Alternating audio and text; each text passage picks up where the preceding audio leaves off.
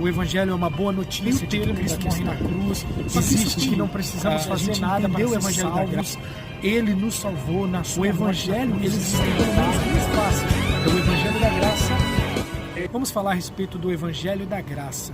Esse Evangelho da graça tem sido difundido na nossa nação nos últimos anos e está embutido nas letras das canções, das músicas, e todo mundo vem falando do Evangelho da graça e que a gente recebeu de graça e que o Evangelho é uma boa notícia de que Cristo morre na cruz. Só que isso tem beirado a quase uma libertinagem e a gente precisa entender um meio termo da questão.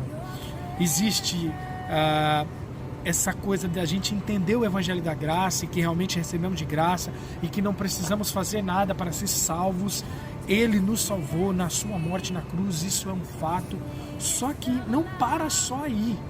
O Evangelho, eles existem pelo menos duas faces. É o Evangelho da graça e o Evangelho do reino. O Evangelho da graça é quando você entende o que Cristo fez por você, o que Cristo salvou você, e aí você nasce de novo. Mas o nascer de novo nunca foi o fim, ele é o início. Está existindo essa coisa, o pessoal está entendendo, não precisa fazer mais nada. E existe uma literatura de Tim Keller que ele fala que o Evangelho é crucificado no meio de dois ladrões.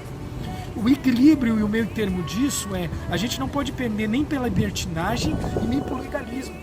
É claro que nós somos frutos de uma geração muito legalista, muito que a gente só é salvo pelas obras, só é salvo se fizermos boas obras, se fazemos coisas precisamos fazer para ser salvo. Na verdade, não é isso. Nós recebemos a salvação mediante a graça de Cristo, não precisamos fazer nada.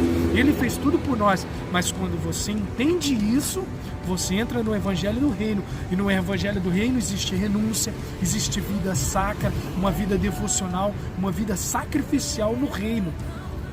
Eu costumo dividir isso em duas facetas.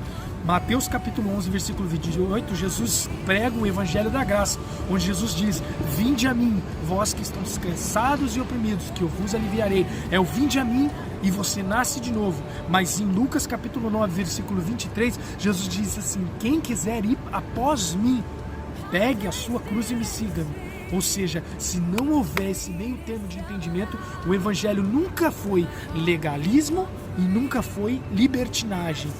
É o equilíbrio disso. Eu entendo que eu não preciso fazer nada para ser salvo, mas mediante isso eu preciso entender que o Evangelho do Reino eu preciso fazer tudo.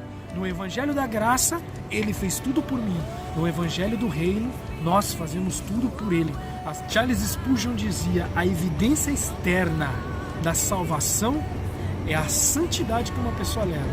Então, fiquem com essa reflexão, que Deus possa trabalhar na vida de vocês, e tamo junto.